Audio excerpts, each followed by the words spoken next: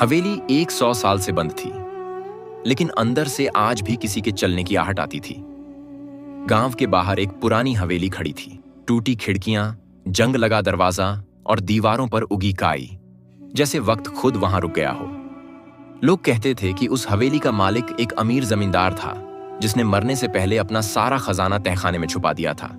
लेकिन खजाने की रखवाली कोई इंसान नहीं, बल्कि एक अजीब ताकत करती थी। गांव में एक गरीब लड़का रहता था, रईस। नाम तो रईस था, मगर हालात बेहद खराब। मां बीमार, घर में खाने को कुछ नहीं। एक रात उसने ठान लिया, डर से बड़ा भूख होती है। वह लालटेन लेकर हवेली की तरफ चल पड़ा। दरवाजा हल्का सा धक्का देते ही चर्र की आवाज के साथ खुल गया।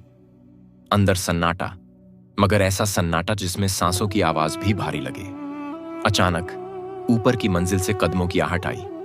रईस का दिल तेज धड़कने लगा, लेकिन वह रुका नहीं। सीढ़ियों के नीचे उसे एक पुराना लकड़ी का दरवाजा दिखा, तहखाना। दरवाजे पर खून के धब्बे जैसे निशान थे।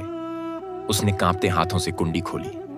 जैसे ही वह अंदर उतरा, ठंडी हवा का झोंका आया और लालटेन बुझ गई। अंधेरे में एक भारी आवाज गूंजी, खजाना चाहिए या जान? रईस ने कांपते हुए कहा, मुझे बस अपनी मां की दवा चाहिए। कुछ पल सन्नाटा रहा, फिर अंधेरे से एक परछाई उभरी, लंबा कद, चमकती आंखें और जंजीरों की खनखनाहट। मैं इस खजाने का रखवाला हूं। जो लालच से आता है वह कभी वापस नहीं जाता। जो मजबूरी से आता है उसे कीमत चुकानी पड़ती है। रईस ने हिम्मत करके पूछा, क्या कीमत? आवाज आई, तुम्हारा डर। अचानक दीवारों से चीखें आने लगी। फर्श पर खून जैसा पानी बहने लगा। छत से लटकती जंजीरें हिलने लगी। रईस की आंखों में आंसू आ गए, लेकिन वह भागा नहीं। वह बोला, मैं गरीब हूं, लेकिन कायर नहीं। तभी सब कुछ शांत हो गया। परछाई मुस्कुराई।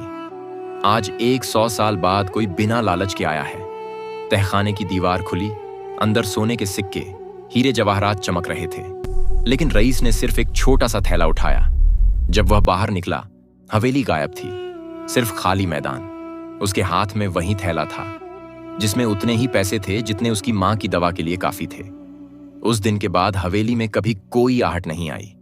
लोग कहते हैं तहखाना आज भी वही है, लेकिन वह सिर्फ उसी के लिए खुलता है जो लालच से नहीं, जरूरत से आता है।